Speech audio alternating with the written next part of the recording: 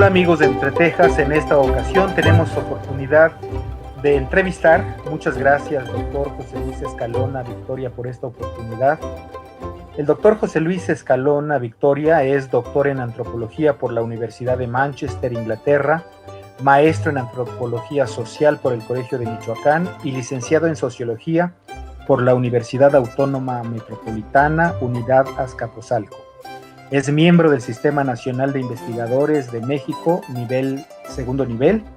Desde 2004 es investigador profesor del Centro de Investigaciones y Estudios Superiores en Antropología Social, CIESAS, Unidad Sureste, ubicado en San Cristóbal de las Casas, Chiapas. De 1988 a 2004 es profesor en la Universidad Autónoma de Chiapas. Es autor, entre otros títulos, del libro Política en el Chiapas Rural Contemporáneo, editado por la Universidad Nacional Autónoma de México, CIESAS, la Universidad Iberoamericana, Colmex, la UAM, entre otros, y se trata de un estudio etnográfico realizado en una localidad de Las Margaritas, Chiapas, centrado en las prácticas cotidianas y la idea del poder. Este será el tema de la entrevista, precisamente, cuya idea surgió del artículo que nos compartió en el número 5 de la revista Entre Tejas, el doctor Escalona. Buenas tardes, gracias por esta entrevista, bienvenido a Entre Tejas Televisión.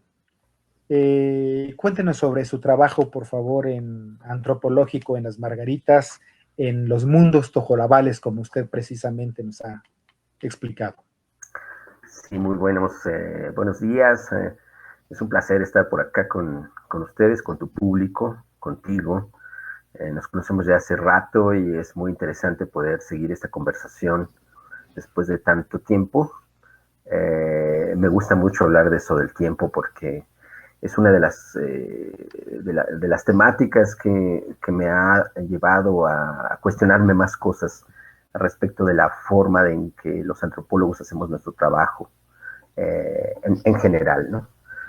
Una de las cosas que me llevó justamente a Las Margaritas fue pensar en este mundo rural, en este mundo con sus cualidades especiales, con su historia, como algo que no está quieto, que está moviéndose, que está permanentemente transformándose, ¿no? Y por eso es que me inquietaba el asunto del poder. Tengo ahí alguna dificultad con cierta antropología que yo estaba leyendo cuando llegué a Chiapas. Cuando llegué a Chiapas yo llegué como sociólogo, yo hacía sociología, pero pronto vi que aquí el lenguaje común, el lenguaje preponderante era el de la antropología, y sobre todo la antropología de lo que se identificaba como los pueblos indígenas de Chiapas, ¿no? Que es una de las grandes riquezas en términos de exploración, digamos, antropológica, arqueológica, literaria, artística. Siempre es uno de los motivos importantes. Y otro es el de, digamos, la cultura, o eso que se llamaba cultura.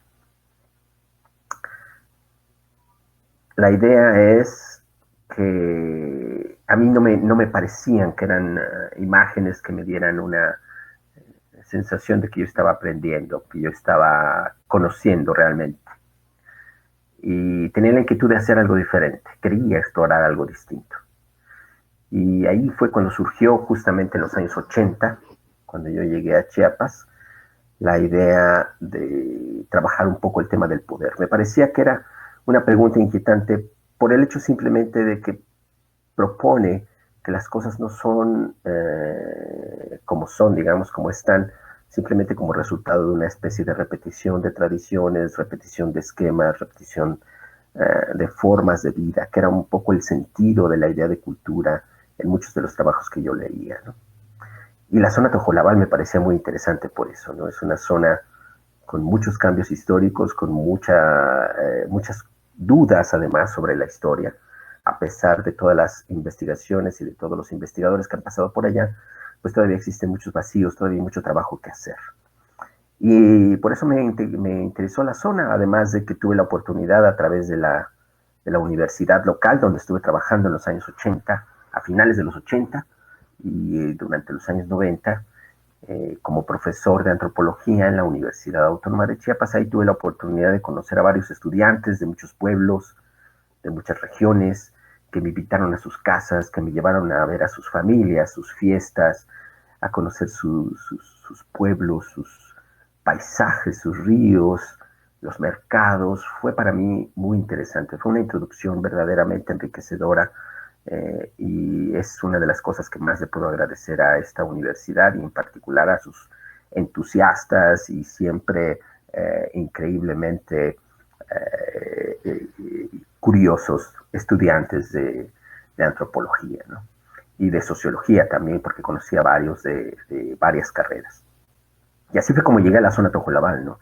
Más bien con preguntas sobre cómo ver de manera diferente ese mundo, cómo insertarlo de una manera distinta en otro tipo de reflexiones que no fuera simplemente cultura como algo quieto, como algo fijo, como algo que se puede guardar en un museo o en un catálogo. Y, y esa fue la manera en que llegué allá, ¿no? Y es un terreno propicio, ¿no? Es excelente porque se trata de pueblos que no son pueblos indígenas como los demás. La historia de esos poblados tojolabales es una historia muy complicada. De hecho, tenemos muchas dudas al respecto del origen mismo de la población tojolabal, que son todos estos pueblos que están en la zona oriental, digamos, de Comitán, la ciudad de Comitán, que es una ciudad fronteriza de México con Guatemala. Es una ciudad que tiene también una historia bien importante en las rutas comerciales, en la historia misma de la formación de la nación y del Estado en México y en Chiapas mismo. Y es una región comercial pujante hoy mismo también, ¿no? Tiene una dinámica muy especial. Y junto a ella, en los alrededores, una gran cantidad de pueblos con muchas historias que todavía están por contarse. Entre ellas justamente todas estas historias de los pueblos de la región oriental, que son básicamente lo que conocemos como los poblados tojolabales. Allí también, a pesar, digamos, de esa mirada que de pronto solemos imponer sobre ese mundo indígena, había una serie de cambios muy fuertes, ¿no? Cuando yo llegué en los 80, por lo menos, estaba todo el asunto de la migración, la exploración, la nueva exploración de la selva, porque esto había sido también selva, de alguna manera era parte de ese desierto incógnito que estaba deshabitado y poco a poco se fue llenando de ranchos, de pueblos y luego se volvieron fincas, no pueblos grandes, no pobladitos pequeños, se volvieron fincas grandes, ganaderas, de agricultura, y se fue llenando a lo largo del siglo XIX de población nueva. Bueno, eso se estaba repitiendo ahora, pero con campesinos que presionaban hacia más al fondo de la selva, hasta llegar hasta la frontera con Guatemala en la parte sur, y muy, muy adentro hasta los ríos Sendales, por ejemplo, ¿no? En donde pues antes había muy poca población.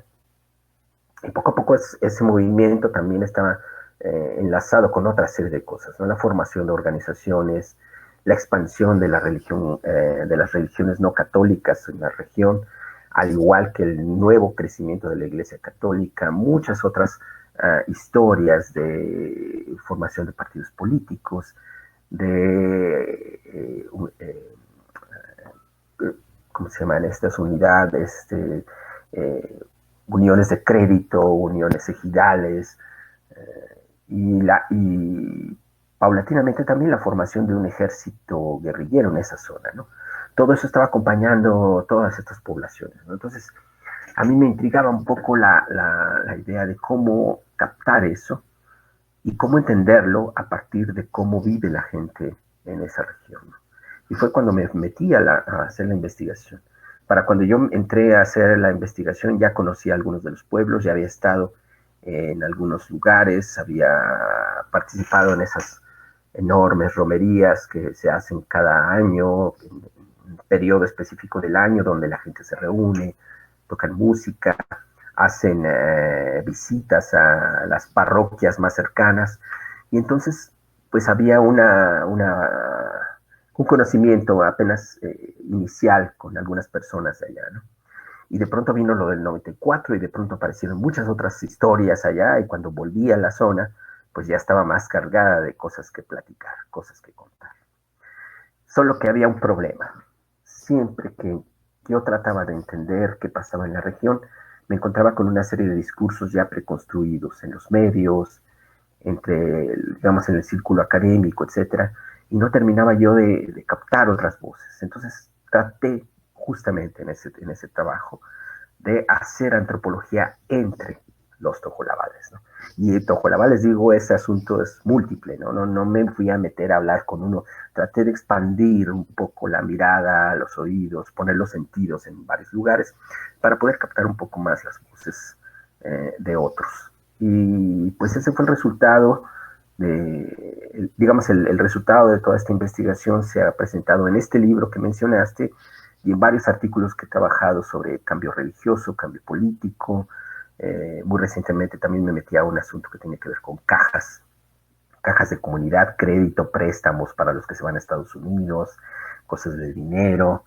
Y quiero trabajar muchas otras cosas. No tengo por ahí pendiente un asunto sobre música que me gustaría también en algún momento publicar. Y van a seguir saliendo cosas porque mi contacto con la zona todavía está presente, continúa, ¿no? Aunque sea más limitado, porque ahora estoy en otras cosas conectadas un poco con la inquietud de que la antropología tal vez necesita movilizar sus discursos, sus narrativas, sus imágenes, aquellas que llegan al público de una manera distinta. Y estoy trabajando también en otros proyectos en ese sentido, pero me interesa mucho eso, ¿no? Presentar este mundo tojolabal como un mundo no tan lejano, no tan distinto y muy plenamente, digamos, integrado a muchos de los procesos que nosotros mismos vamos viviendo cotidianamente. Esa es un poco la idea, ¿no?